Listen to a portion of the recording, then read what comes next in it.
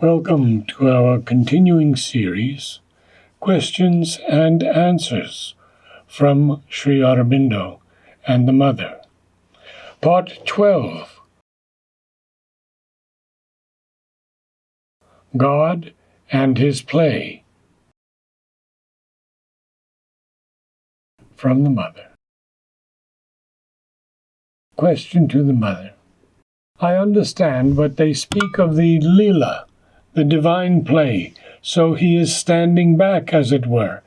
He is not really entirely involved, not really absolutely in the play.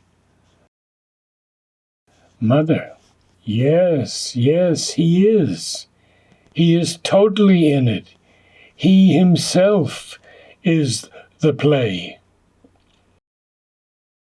We speak of God, but we should remember that there are all these gradations of consciousness. And when we speak of God and His play,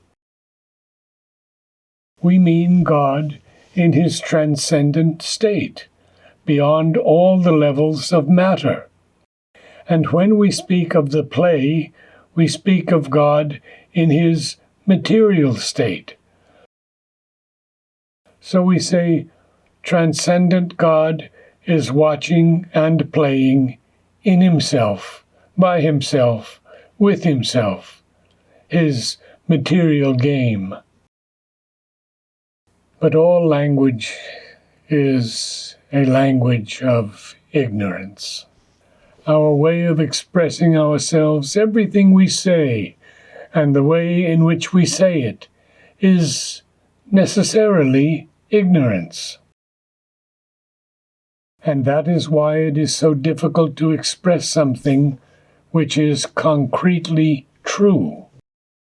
This would require explanations which would themselves be full of falsehood, of course, or else extremely long. This is why Sri Aurobindo's sentences are sometimes very long, precisely because he strives to escape from this ignorant language. Our very way of thinking is wrong. The believers, the faithful, all of them, particularly in the West, when they speak of God, think of Him as something else. They think that He cannot be weak, ugly, or imperfect. They think wrongly. They divide. They separate. It is subconscious, unreflecting thought. They are in the habit of thinking like this instinctively.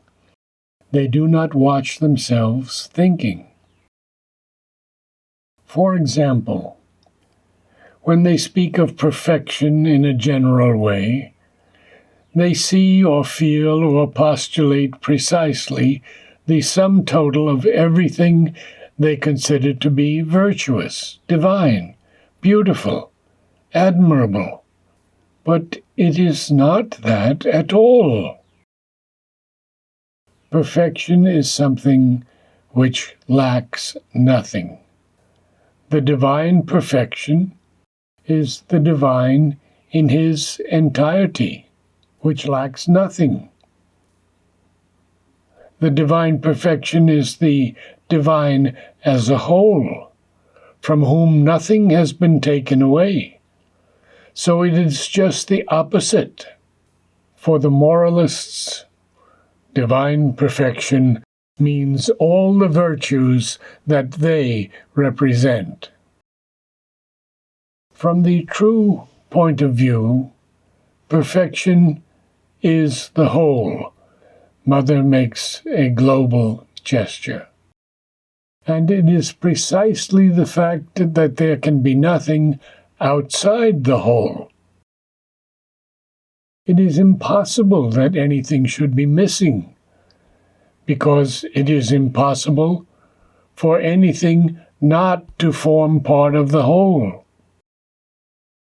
There can be nothing which is not in the whole. Let me explain.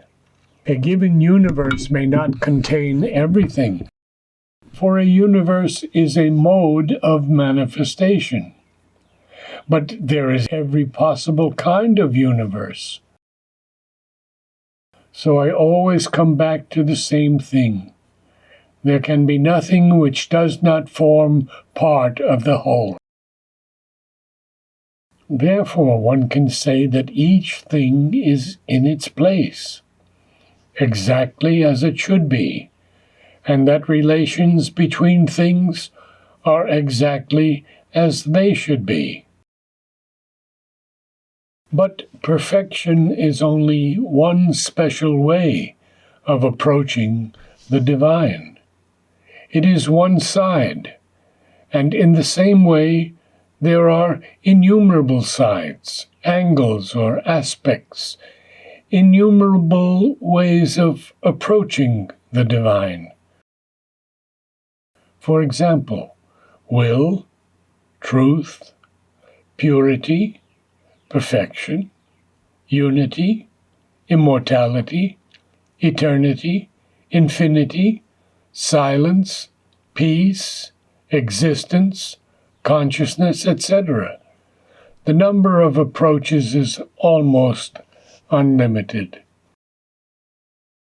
With each one you approach or draw near or enter into contact with the divine through one aspect, and if you really do it, you find that the difference is merely in the most external form, but the contact is identical. It is as if you were turning around a center, a globe, and seeing it from many different angles, as in a kaleidoscope. But once the contact is made, it is the same thing. Perfection is therefore a global way of approaching the divine. Everything is there, and everything is as it should be. Should be, that is to say, a perfect expression of the divine. One cannot even say of his will, for if you say his will, it is still something outside him. One can also say, but this is far, far below it, that he is what he is, and exactly as he wants to be. With this exactly as he wants to be, one has come down by a considerable number of steps. But this is to give you the point of view of perfection. Besides, divine perfection implies infinity and eternity. That is to say, everything coexists outside time and space. It is like the word purity.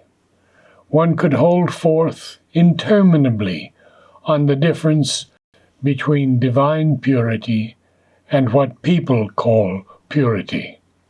The divine purity at the lowest allows no influence other than the divine influence at the lowest. But that is already very much distorted. The divine purity means that there is only the divine, nothing else. It is perfectly pure. There is only the divine. There is nothing other than him. And so on. 7 July 1961.